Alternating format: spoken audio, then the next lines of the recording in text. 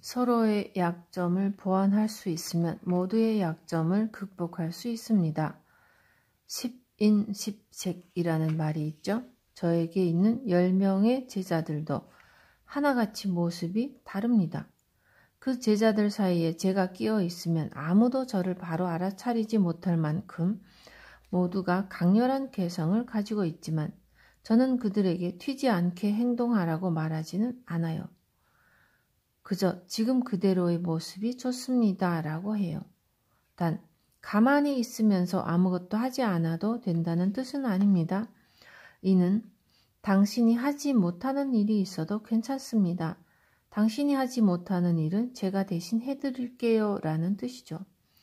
도로에 구멍이 나더라도 그 구멍을 메우면 지나다닐 수 있죠. 마찬가지로 상대방에게 약점이 있으면 자기가 보완해주면 됩니다.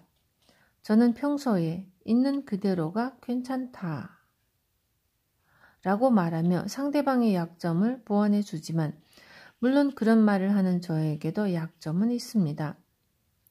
저에게는 1년에 책을 몇백 권씩 읽고 늘 긍정적으로 생각한다는 강점이 있지만 회사에서 가만히 있질 못하고 남 앞에 나서는 걸 싫어하는 약점이 있습니다.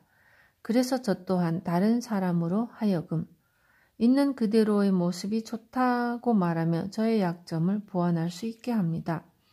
이런 식으로 서로의 약점을 보완해주면 모두의 약점을 극복할 수 있습니다. 또한 서로의 강점을 북돋아주면 그 힘은 더하기가 아니라 곱하기가 되고요. 즉 3 더하기 7은 10이 아닌 3 곱하기 7, 즉 21이 되는 거죠. 상대의 약점을 감싸줄 때 인간의 가치가 빛납니다. 사람들과 잘 지내고 싶다면 서로 깎아내리지 말고 부족한 점을 보완해 주세요. 그런데 둘러보면 상대방의 약점을 비난하는 사람이 의외로 많습니다. 예컨대 자신이 다니는 회사 사장의 약점을 발견하고는 우리 사장님은 이런 면이 마음에 안 들어 하고 푸념하는 식이죠. 물론 인간은 완벽하지 않으니까 때로는 사장의 험담을 할 수도 있겠죠. 하지만 사장의 약점을 발견했다는 것은 당신이 사장의 약점을 보완해 줄 수 있다는 것을 뜻하기도 합니다. 안 그런가요? 항해사가 배를 조종할 수 있다 해도 지도를 볼 줄 모르면 배가 항로대로 가고 있는지 알 수가 없죠. 지도를 볼 줄 아는 사람이 있어야 배가 잘못된 방향으로 가고 있는지를 알 수 있고요. 마찬가지로 당신이 사장보다 뛰어난 무언가를 가지고 있기 때문에 약점을 발견할 수 있는 겁니다. 그러니까 이럴 때는 그 약점을 당신이 보완해 주면 돼요. 직장인 본연의 역할이란 사장을 보완해 주는 것이지 사장의 약점을 들춰내어 떠벌리는 것은 아니니까요. 이렇게 서로의 약점을 보완해 주니까 인간의 가치가 빛나는 겁니다. 너는 이런 잘못된 점이 있으니까 당장 고쳐라 라고 입버릇처럼 말하고 다니는 사람은 정작 자신이 고통받을 뿐 아니라 삶 자체도 험난해집니다. 인간이라면 누구나 약점이 있고 반면에 강점도 있죠. 그런데 상대방의 약점을 지적하는 사람은 자신의 약점은 어떻게든 감추려 하죠. 본인이 상대방의 약점을 공격하는 성격이니 속으로 나도 누군가로부터 공격당하지 않을까 하며 늘 걱정에 휩싸이고 그래서 자꾸 약점을 숨기게 됩니다.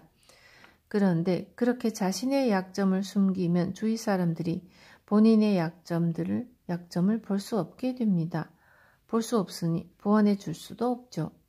이런 삶이야말로 실패한 삶입니다. 불행한 삶인 거죠. 이런 삶을 살기 싫다면 상대방의 약점을 들추지 않으면 됩니다. 서로의 약점을 부끄럽게 여길 게 아니라 나는 저 사람의 이런 부분을 보완해 줄 수가 있겠구나 하고 여기면 되는 것입니다. 사실 우리 사회의 시스템은 전부 이런 식으로 돌아가요. 설사 사회가 그렇지 않다 해도 적어도 우리 회사는 그렇게 돌아가고요. 제가 10명의 제자와 함께 아무리 열심히 일한다 해도 모든 도시와 동네에 점포를 낼 수는 없습니다. 따라서 점포가 없는 지역이 생길 수밖에 없죠. 그런데 어느 날 점포가 없는 지역에 사는 사람이 제가 살고 있는 마을에는 당신네 회사에 점포가 없는데 제가 도와드려도 될까요? 하고 제안을 해온다고 칩시다. 그럴 때 그 제안을 받는 대신 우리는 그 사람이 할 수 없는 부분을 도와줍니다. 가령 상품을 제공할 수도 있고 다른 가게보다 눈이 띄는 점포를 꾸며줄 수도 있죠. 우리 회사는 어느 쪽이 더 좋고 나쁘다고 따지기보다 서로가 대등하고 공평한 입장에서 사업을 할 수 있는 환경을 제공합니다. 바로 이것이 우리 회사의 성공 법칙입니다. 우리는 이 법칙을 따르며 지금까지 승승장구해 왔던 겁니다. 저는 이런 식의 좋은 인간관계를 유지하는 것이야말로 사업뿐 아니라 삶의 모든 면에서 성공할 수 있는 최강의 법칙이라고 생각합니다. 세상에서 나를 가장 잘 돕는 사람은 바로 자기 자신입니다. 얼마나 힘이 들는지는 잘 모르겠습니다만 성공의 길을 걸어가고 있는 여러분에게 제가 좋아하는 이야기를 하나 해볼까 합니다. 한 남자가 해변에 누워 멍하니 하늘을 바라보고 있었습니다. 그러다 보니 이제껏 자신이 걸어온 삶이 주마등처럼 눈앞에 펼쳐지죠. 그런데 자신이 걸어온 길을 잘 살펴보니 두 종류의 발자국이 있음을 알게 되었습니다. 바로 두 쌍의 발자국과 한 쌍의 발자국이었죠. 잘 생각해보니 중간중간 발자국이 한 쌍만 남아있을 때는 자신이 고통을 겪고 슬픔에 잠겼던 시기였습니다. 결국 남자는 하늘을 올려다보며 이렇게 소리쳤죠. 신이시여, 어째서 고통을 겪고 슬픔에 빠졌을 때 저를 외면하셨나요? 이때 하늘로부터 목소리가 들려왔습니다. 사랑하는 아들아, 그게 아니란다. 내가 괴롭고 슬플 때마다 나는 너를 두 팔로 껴안고 걸었지. 그래서 발자국이 한 쌍만 남아있었던 것이란다. 남자는 비로소 깨달음을 얻게 됩니다. 나는 이제껏 신과 함께 길을 걸어왔던 거구나. 이 이야기를 들으면 사람들은 감동합니다. 저 또한 마찬가지로 감동을 받았고요. 마지막으로 한 가지만 더 이야기하고 물러나겠습니다.